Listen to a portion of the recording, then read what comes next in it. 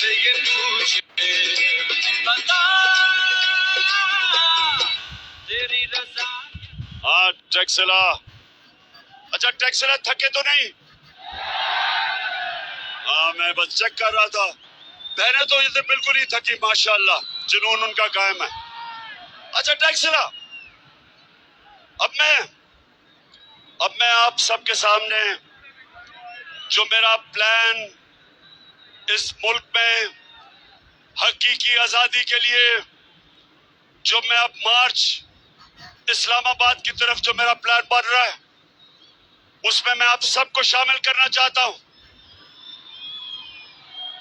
आपने सबने तैयारी करनी है, सबने तैयारी करनी है, क्योंकि टैक्सिला जंजीरें गिरती नहीं है, जंजीरें गिरती नहीं है, तोड़नी पड़ती है। रोक सको तो रोक लो, तब्दीली आई रे, तब्दीली आई रे, तब्दीली आई रे, तू काला कर टोका। टैक्सिला आजादी, आजादी कोई प्लेट में रख के नहीं देता, आजादी छीननी पड़ती है। ये जो ऊपर मुसल्लत किए हुए हैं और जो इनके हैंडलर्स हैं, सब तैयार हो जाओ। मैं आज अपनी सारी कौम को पैगाम दे रहा हूं, जिधर भी आप हो, आप ये याद रखो कि ये एक तहरीक बनी, पाकिस्तान बनाने के लिए एक तहरीक थी, तहरीक पाकिस्तान, और ये उसके बाद 75 साल के बाद ये पाकिस्तान को हकीकी तौर पे आजाद करने के लिए अब ये दूसरी तहरीक है। जब से खुदा के काबे से सब बुत उठवाए जाएंगे, हम रहले सफा मरदूदे हरम मसनद पे बिठाए जाएंगे, सब ताज उठाए जाएंगे, सब तख्त गिराए जाएंगे, हम देखेंगे, लाजिम है कि हम भी देखेंगे, हम देखेंगे। हमने अपने आप को आजाद करवाने के लिए ये सारे बुत तोड़ने हैं। खौफ का बुत सबसे पहले, और ये जो चोर हमारे पर मुसल्लत किए हैं, इनसे अपने आप को आजाद करने के लिए, हमेशा के लिए, ये हमारा दूसरी मिशन है।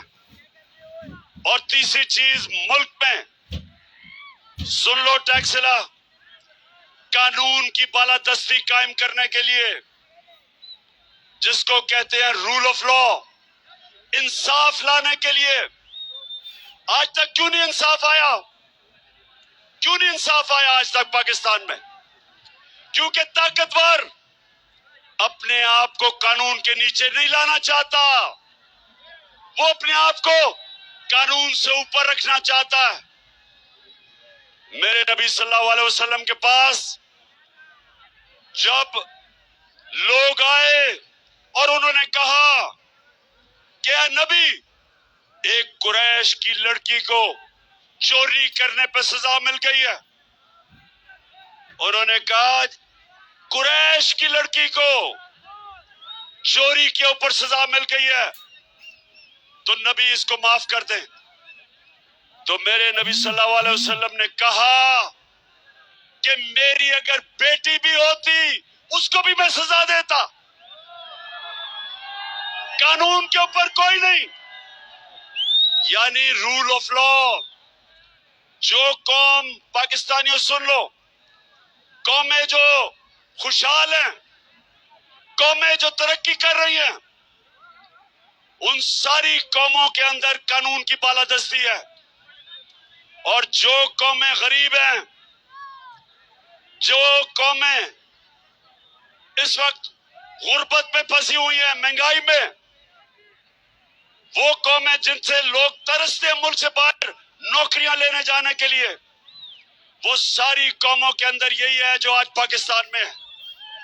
امیر کے لیے ایک قانون، وہ چوری کرے تو NRO اور غریب چوری کرے تو جیل میں۔ وہ ساری قوموں کا مسئلہ یہ ہے کہ طاقتور قانون کے نیچے نہیں آنا چاہتا۔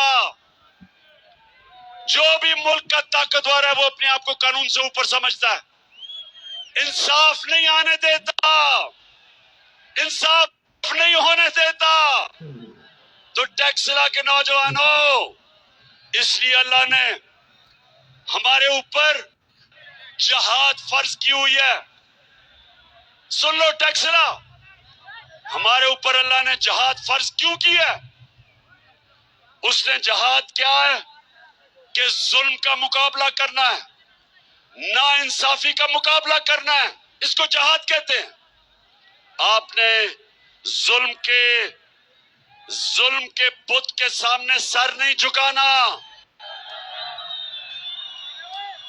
آپ نے ظالم سے خوف زدہ نہیں ہونا، کیونکہ اگر آپ ظلم کے سامنے نہیں کھڑے ہوں گے معاشرے میں ظلم بڑھ جائیں گے۔ جب آپ ظالم کا مقابلہ کرتے ہیں آپ اپنے اوپر سے آپ کو ظلم سے آزاد کر دیتے ہیں۔ یہ حقیقی آزادی کی تحریک دراصل میرے ملک کے مستقبل کی تحریک ہے، دراصل یہ میرے نوجوانوں کے لیے ہے، یہ میرے آنے والی نسلوں کے لیے ہے، اور اس میں آپ سب نے میرے ساتھ چلنا ہے۔ آپ کا کپتان تیار ہے جہاد کے لیے، آپ نے سب نے میری ٹیم بننا ہے اور انشاءاللہ جتاؤں گا آپ کو۔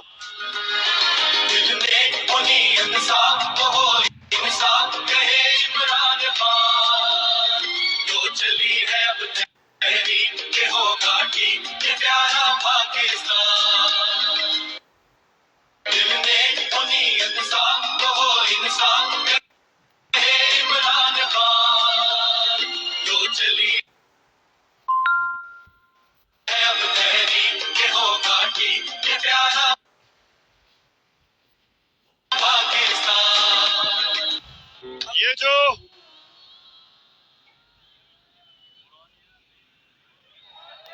اچھا ٹیکسلا، میں صرف آپ کو بتانا چاہتا ہوں، میں صرف اب آپ کو ویڈیو دکھانا چاہتا ہوں کہ کتنا بڑا ظلم ہوا ہے ملک سے۔ ابھی دیکھنا، اور یہ کیا ہے، یہ ویڈیو کیا ہے، چونکہ ابھی انہوں نے مریم کو بری کر دیا کہ جی اس نے کوئی بیچاری بے قصور ہے۔ اب ذرا یہ ویڈیو دیکھیں، اور میں اس میں آپ کو صرف یہ بتانا چاہتا ہوں کہ کیسے ظالم کے لیے ایک قانون، طاقتور کے لیے ایک قانون اور بیچارے غریب لوگوں کے لیے دوسرا قانون۔ یہ ذرا دکھائیں ہے کہ آپ کو یہ پراپرٹی آپ دے سکتے ہیں کہ آپ نے مے فیئر کے اندر جو آپ کی 4 اپارٹمنٹس ہیں ان کی 1 ارب سے زیادہ، 1 ارب روپے سے زیادہ ان کی قیمت ہے، اب 4.5 ارب تک پہنچ گئی ہے ان کی قیمت۔ آپ نے اپنی جو ٹیکس میں ٹوٹل آمدنی بتائی ہے 94 میں 1.5 لاکھ روپے ہے۔ مجھے یہ بتائیں کہ آپ نے اربوں روپے کی مے فیئر میں پراپرٹی خریدی کیسے؟ سن لیا، یہ آج سے 10 سال پہلے، ٹیکسلا سنو ذرا، کیونکہ آپ کو بھی اور دکھاؤں گا، پہلے آپ سمجھ لیں۔ 10 سال پہلے، بیٹھ جاؤ نا، وہ کہہ رہے بیٹھ جاؤ، ذرا بیٹھ جائیں سامنے، بیٹھ جاؤ، وہ نہیں دیکھ سکتے، وہ بیٹھ جاؤ۔ اچھا 10 سال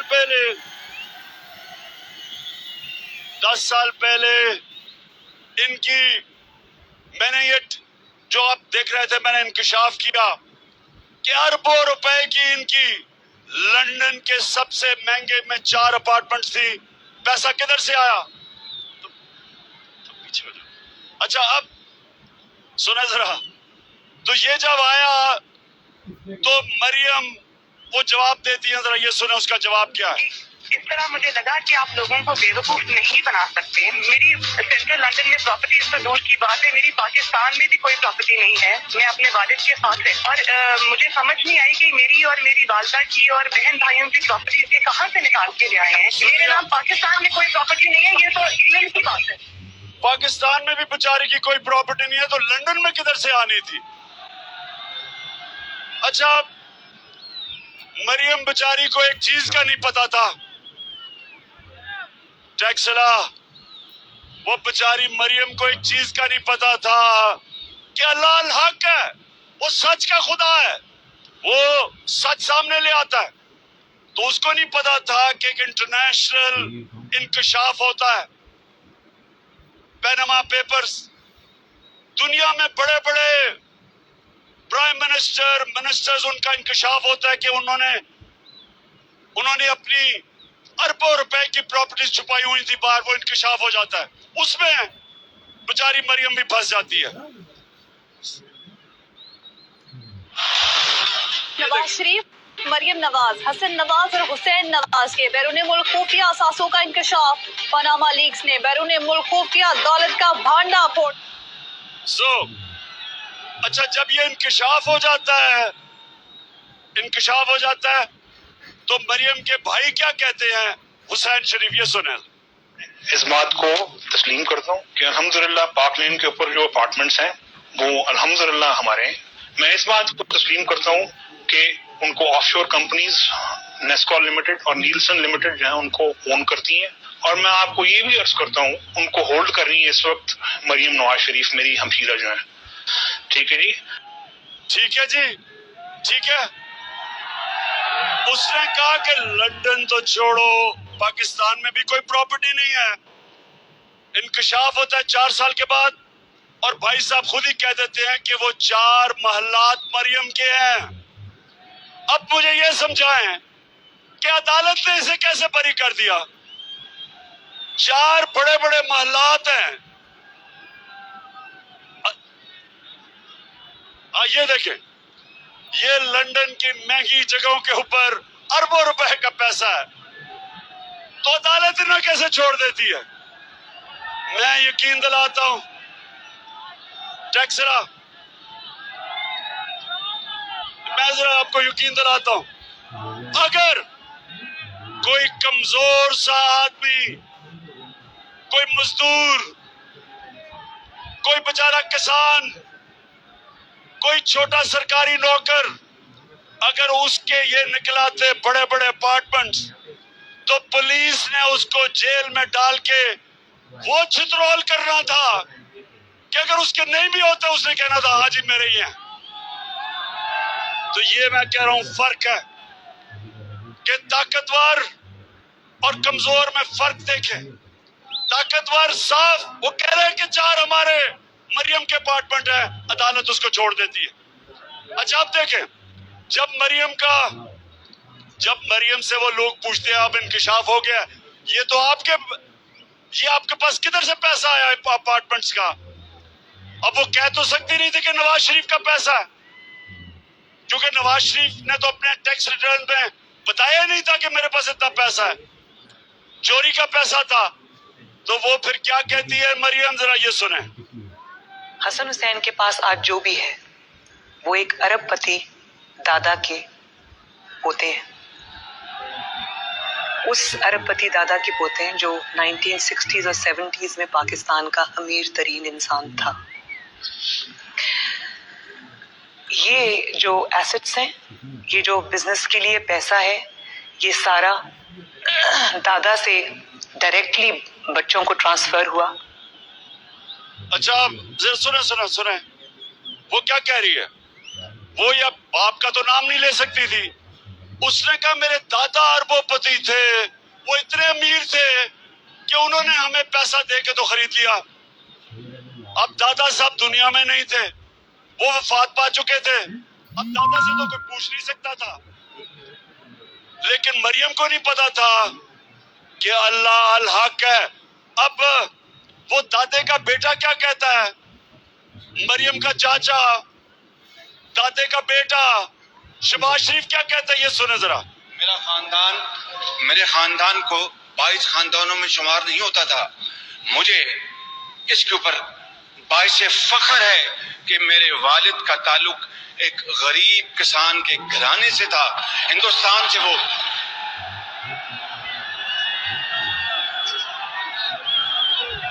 اچھا ٹیکسلا، میں جو آپ کو سمجھا رہا ہوں آپ کو سمجھ آ گئی کہ پیسہ چوری کرو پاکستان سے، بڑے بڑے محلات خرید لو باہر، اس کے بعد ڈیل کرو، این آر او لے لو، وہاں سے واپس آ جاؤ، اپنے کیسز معاف کروا لو اور پھر چوری کے لیے تیار ہو جاؤ.